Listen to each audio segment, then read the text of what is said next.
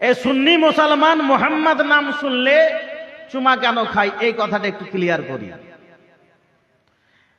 হক কথা বলতে গেলে বাবা একটু ঠক করে লাগে।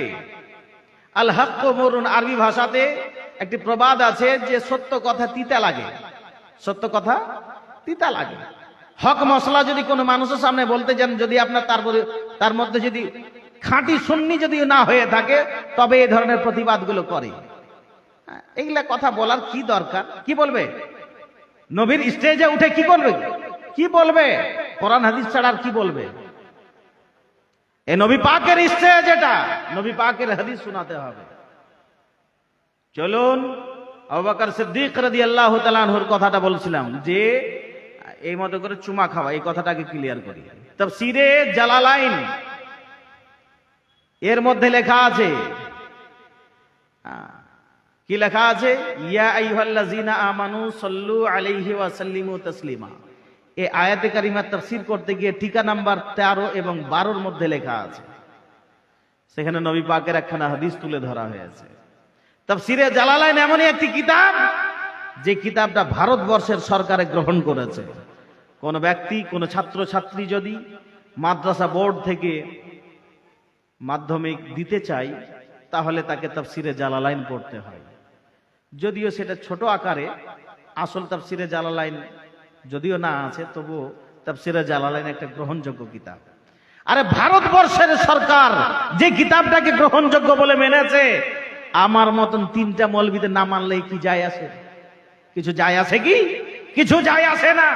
চলুন, তাফসীরে জালালাইনের মধ্যে এই কথা লেখা আছে যে মুহাম্মদ নাম শোনার পরে, বিশেষ করে আজানের মধ্যে যখন মুয়াজ্জিনে বলবে আশহাদু আন্না মুহাম্মাদার রাসূলুল্লাহ, তো প্রথমবারে বলতে হবে কুররাতু আইনি বিকা ইয়া রাসূলুল্লাহ সাল্লাল্লাহু আলাইহি ওয়াসাল্লাম।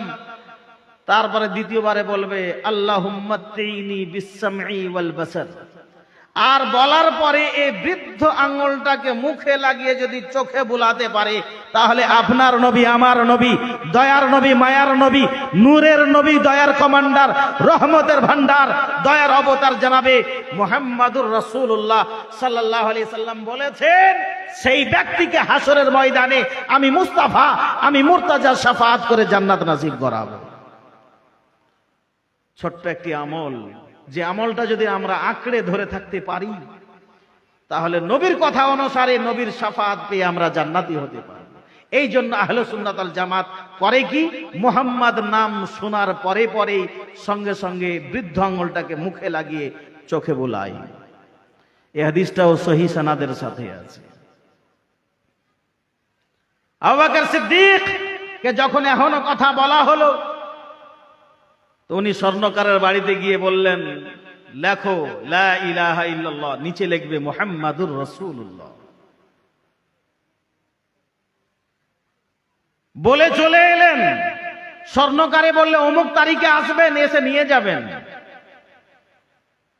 পরবর্তীতে হযরত জিবরিল আমিন গিয়ে আল্লাহ পাকের হুকুমে স্বর্ণকারকে গিয়ে বলে এলো যে মুহাম্মাদুর রাসূলুল্লাহর নিচে যেন আবু বকর সিদ্দিকের নামখানা যেন লেখা হয়। আচ্ছা, স্বর্ণকারের বাড়ি আমরা সকলে গিয়েছি, লাল কাগজে করে কোনো গয়না গাঁঠি বেঁধে দেয়, তাই তো? বর্তমান যুগে লাল কাগজে। কিসের জন্য যে লাল কাগজে দেয় তো ওরাই জানে। লাল কাগজে মোড়ে দেয়। সেই যুগে যে কাগজ চালু ছিল, সেই কাগজে মোড়ে দেওয়া হয়েছে, কিংবা যে পাত্র, যে জিনিসটা মোড়ে দেওয়ার সিস্টেম ছিল, সেই সিস্টেম অনুসারে তাকে মোড়ে দেওয়া হয়েছে। আবু বকর সিদ্দিক এসে রাসূলের পাকের দরবারে এসে বলছেন, ইয়া রাসূলুল্লাহ, ইয়া হাবিবাল্লাহ, আপনি যে আংটিটা লিখতে দিয়েছিলেন, সেই আংটিটাতে লিখে নিয়ে এসেছি। নবী পাক বলছেন, দাও। নবী দেখছেন যে ওপরে লেখা আছে লা ইলাহা ইল্লাল্লাহ। আচ্ছা, নবী যদি পড়া না জানেন তাহলে পড়লেন কি করে? আজকে বলা হচ্ছে আপনার ইউটিউবের ভাষাতে, ফেসবুকের পেজে অনেক ধরনের বিভ্রান্ত সৃষ্টিকারী মৌলবীরা বলছে নবী নিরক্ষর ছিলেন। নবী যদি নিরক্ষর যদি হয়, তাহলে তুমি স্বাক্ষর কি করে হইলে? আরে যাকে শিক্ষা দিয়েছে আল্লাহ, সে যদি নিরক্ষর হয়ে যায় তো তুমি পোটা পড়া মাস্টারের কাছে পড়ে তুমি MA পাস BA পাস তুমি করতে পেরেছো? তোমাকে শিক্ষিত বলে গণ্য না করা হবে? বলে আল্লাহ শিক্ষা দিয়েছে, এর প্রমাণ কোরআন শরীফ তুলে দেখুন, 27 পারা সূরা রহমান তুলে দেখুন। আর রহমানু আল্লামাল কোরআন, হে নবী তোমাকে রহমান শিক্ষা দিয়েছে কোরআন। আর এই কোরআনের মধ্যে যাবতীয় বিজ্ঞান বলেন, যাবতীয় পৃথিবীর জ্ঞান, সমস্ত জ্ঞান কোরআনের মধ্যে লেখা আছে। অতএব নবী পাক আমার সমস্ত জ্ঞানের জ্ঞানী ছিলেন, একেই বলে মহানবী। অপর জায়গাতে দেখবেন কোরআন শরীফের মধ্যে লেখা আছে আর ও আল্লামাকা মা লাম তাকুন তাআলাম, হে নবী তোমার যেটা যেটা অজানা ছিল আমি আল্লাহ তোমাকে শিখিয়ে কিংবা জানিয়ে দিয়েছি। লেখাপড়াটা বাদ দিয়ে শিখিয়েছে? খ্যাপা কুকুরে কামড়ালছে এদেরকে। লেখাপড়াটা বাদ দিয়ে শিখায়নি, নবীর যেটাই অজানা ছিল আল্লাহ পাক শিখিয়ে দেওয়ার পরে পবিত্র কোরআনের মধ্যে ইসলাম মেরে দিয়েছে। ওয়া আল্লামাকা মা লাম তাকুন তাআলাম, হে নবী তোমার যেটা যেটা অজানা ছিল আমি আল্লাহ তোমাকে শিখিয়ে কিংবা জানিয়ে দিয়েছি।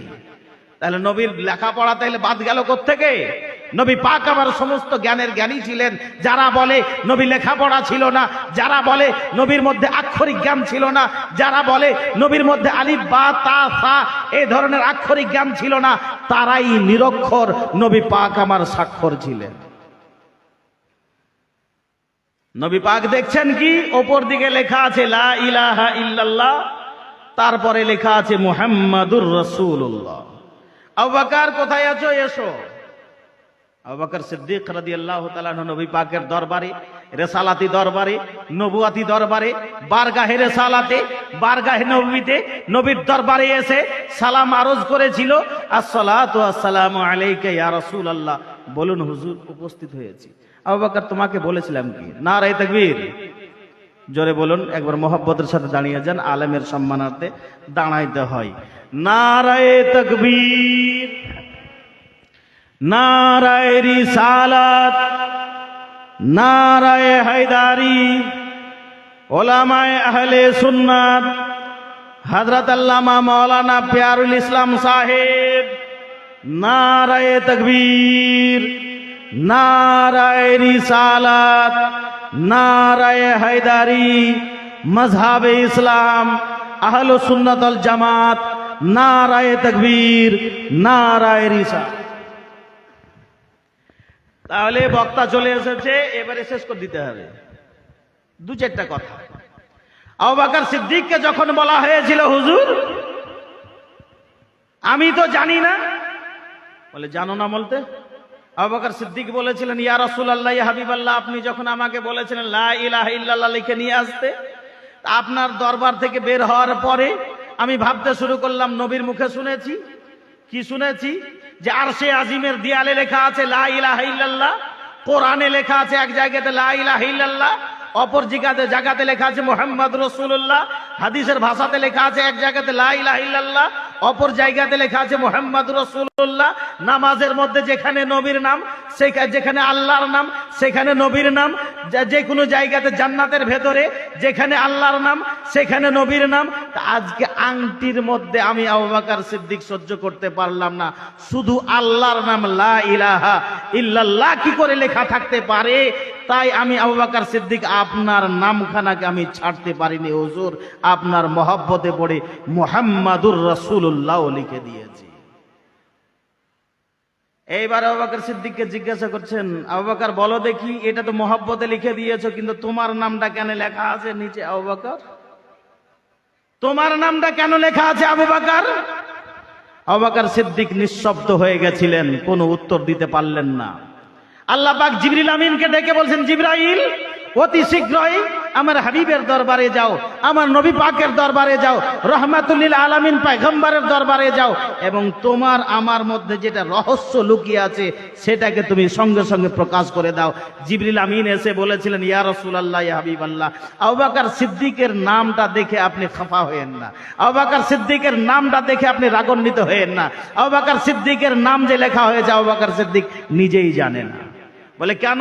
আবু বকর সিদ্দিক যতবার আপনাকে নিয়ে ভেবেছে, স্বয়ং আল্লাহ পাক আবু বকর সিদ্দিককে নিয়ে ভেবেছে। আবু বকর সিদ্দিক যখন আপনার নামকে ছাড়তে পারেনি, তা আল্লাহ পাক আমাকে, জিবরিল আমিন আমাকে ডেকে বলেছিল, জিবরাইল স্বর্ণকারের বাড়িতে গিয়ে তুমি নিচে আবু বকর সিদ্দিকের নামখানাও আমি আল্লাহ পাকের তরফ থেকে লিখে চলে এসো। বলতে চাইছি এটাই, একে বলে মুহিব্বে রাসূল, নবী পাকের ভালোবাসা। আপনি যদি রসুলকে ভালোবাসেন তাহলে অবশ্যই আল্লাহ পাক আপনাকে ভালোবাসবে। আজকের আলোচনা এখানে ইতি করলাম, বলার মধ্যে ত্রুটি হলে ক্ষমা করবেন। আসসালামু আলাইকুম আমা আলাইনা ইল্লাল বালাগ, লা হাওলা ওয়ালা কুওয়াতা ইল্লা বিল্লাহিল আলিয়্যিল আযীম, আস্তাগফিরুল্লাহ রাব্বি মিন কুল্লি যামবি ওয়া আতুবু ইলাইহি।